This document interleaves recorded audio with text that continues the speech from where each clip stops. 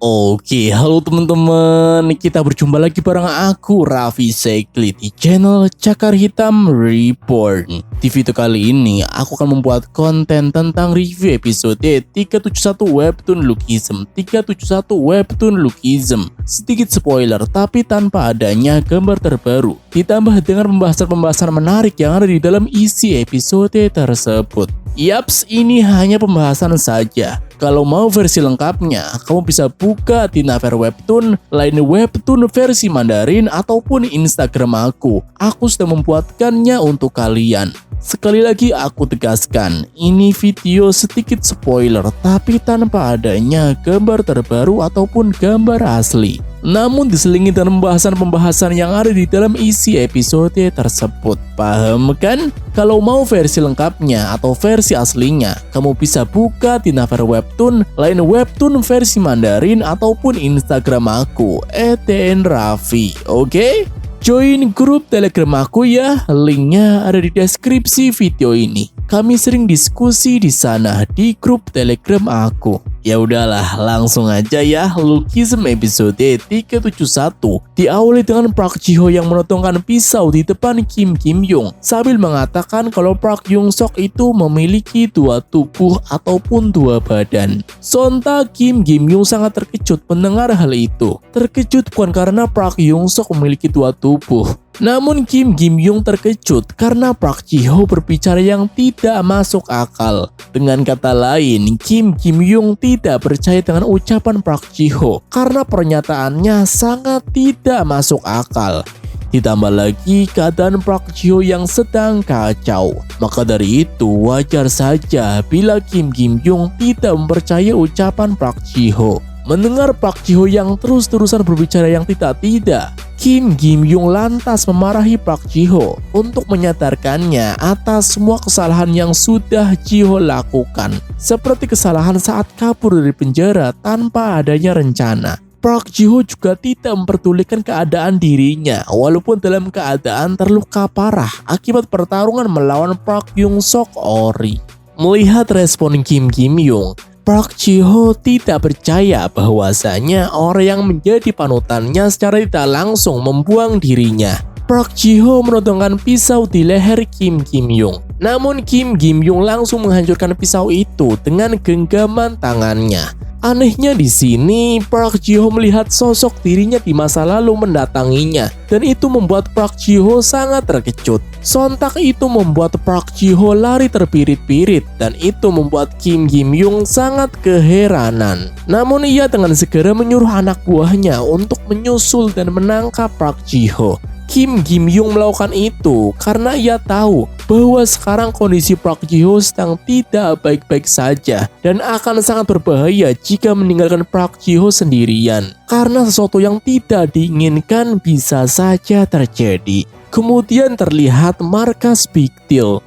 Kim Kim-young bersama Yeon Kyung-hun dan Lee Kun-woo membicarakan tentang Park Ji-ho. Ternyata dari dulu Yeon Kyung-hun dan Lee Kun-woo sudah tahu tentang apa yang sudah Ji-ho lakukan semasa di penjara ataupun semasa belum di penjara. Mereka berdua mengetahui hal itu karena mereka berdua mendengar pembicaraan dari para sipir penjara. Selang beberapa waktu, salah satu anak buah Kim Kim-young laporan untuk melaporkan keberadaan Park Ji-ho. Mendengar laporan itu, Kim Kim-young sangat terkejut. Sementara Park Young-sok kecil beserta kepolisian yang lain berlari menuju ke tempat keberadaan Park Ji-ho. Para polisi keheranan melihat Park Young-sok yang tadi kelelahan, tapi sekarang dia bisa berlari dan membantu mereka untuk menemukan Park Ji-ho. Park Young-sok kecil berbicara dalam hati bahwasanya Park Ji-ho harus menebus dosa-dosanya dengan cara dikurung di penjara, bukan melakukan tindakan yang tidak-tidak. Tapi yang sekarang mereka lihat adalah Park Ji-ho duduk di atap gedung sambil berdiskusi dengan seseorang. Park Young-sok dan para polisi yang lain berusaha memuncuk Park Ji-ho untuk turun dari atap gedung itu. Namun Park Ji-ho mengabaikan ucapan mereka semua. Sebenarnya polisi berniat menyusul ke atap gedung, tapi pintu atap gedung dikunci oleh Park Ji-ho dan mobil kepolisian yang lain sedang menuju ke lokasi sambil membawa alat-alat yang diperlukan. Terlihat Park Hyung Suk dan para polisi yang ada di situ sangat kebingungan dengan seorang yang bersama Park Ji Ho di atap gedung itu. Namun segera bala bantuan seperti mobil polisi dan yang lain-lainnya akhirnya datang juga. Selang beberapa waktu, kejadian yang tidak diinginkan pun terjadi. Park Ji Ho jatuh dari atap gedung yang ketinggiannya melebihi 20 lantai. Park Hyung Suk yang melihat hal itu pun langsung berlari dan mencoba menangkap tubuh Park Ji Ho. Namun sangat amat disayangkan, Park Hyung Suk terlambat dan dia gagal menyelamatkan Park Ji Ho. Alhasil seketika itu Park Ji Ho tewas, darah terus mengalir tanpa henti. Lantai berwarna merah dan seketika itu turun hujan. Hujan itu seolah-olah pertanda bahwa kejadian buruk atau menyedihkan sudah terjadi. Park Ji Ho meninggal dunia. Otomatis ayah dan ibunya Ji Ho menangisi kepergian anak satu-satunya. Namun di sisi lain, dua polisi membicarakan tentang kasus kematian Park Ji Ho. Dan salah satu polisi menjelaskan bahwa di atap gedung itu tidak ada orang lagi selain Park Ji Ho. Sementara polisi yang satunya membaca data dan berkas mengenai Park Ji Ho. Dan dia menemukan berkas tentang surat keterangan bahwa Ji Ho bisa mengurangi masa penjaranya sebelum dia dikirim ke rumah sakit jiwa. Nah, di sini sudah jelas dong bahwa Park Ji Ho itu setengah gila karena dia di atas seorang diri, tapi menunjukkan gestur kalau dia sedang berbicara dengan orang lain. Mendengar Park Ji Ho sendirian di atap gedung dan membaca surat keterangan itu, polisi sangat kebingungan. Park Ji Ho setengah gila karena dia berhalusinasi kalau dia bertemu dengan dirinya sendiri di masa lalu saat Park Ji Ho masih cupu. Kejadian ini bukan pertama kalinya ya, karena pada episode 184 sampai episode 185 saat dia dimasukkan ke ruangan isolasi selama sebulan penuh, Park Ji Ho di ruangan isolasi. Oleh sebab itulah Park Ji Ho menjadi setengah gila, bukan karena sendirian, namun karena Park Ji Ho tidak menerima kenyataan dan menyalahkan dirinya sendiri. Alhasil halusinasi pun muncul. Halusinasi itu menjadi titik kebangkitan Park Ji Ho yang dulunya cupu korban bullying, tapi dia berubah menjadi psikopat tukang bully.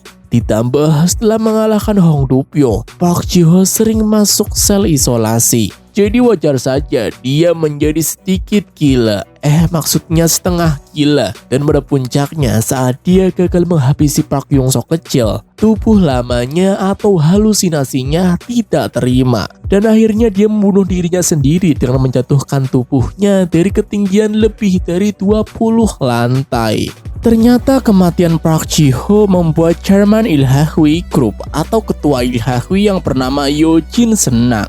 Karena menurutnya sahabat Kim Jin Young itu tidak takut dengan apapun. Dan itu akan menghalangi rencana Yo Jin jika dia masih terus hidup. Selain itu, di gambar yang terakhir kita diperlihatkan sosok yang sangat mirip dengan Han Jin-woo. Namun wajahnya ditutupi topeng dan dia bersama dengan seorang wanita. Yo Jin berkomunikasi dengan wanita itu melalui panggilan telepon dan memuji kinerja wanita itu yang sukses besar. Kinerja wanita itu adalah pertunjukan sirkus dan Yo Jin meminta wanita itu untuk mengulangi hal itu bulan depan dan seterusnya.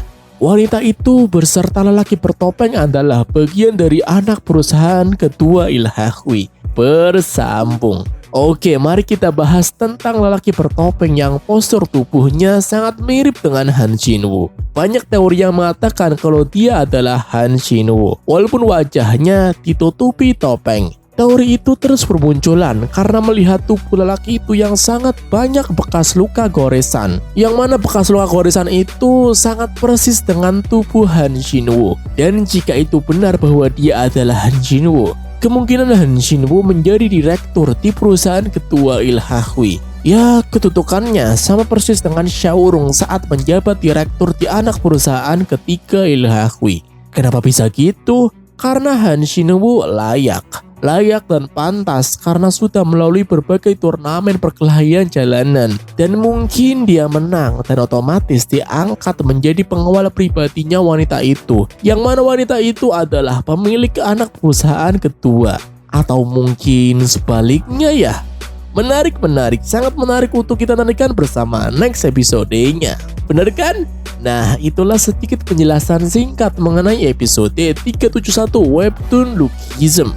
Kamu bisa lihat secara lengkap di Naver Webtoon, line Webtoon versi Mandarin, ataupun Instagram aku, @raffi. Menurut kamu gimana untuk episode kali ini? Seru nggak? Terus pendapat kamu gimana? Coba tulis kolom komentar ya, kita diskusikan bersama, oke?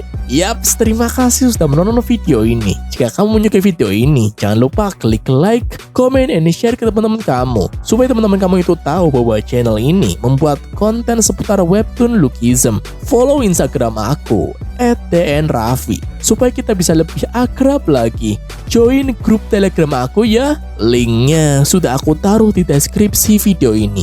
Banyak obrolan penting mengenai diskusi tentang Webtoon ataupun sebagainya. Jadi join grup Telegram aku ya. Sekali lagi terima kasih sudah menonton video ini. Aku izin pamit, aku Raffi Sekli. Kita berjumpa lagi di next video. Oke?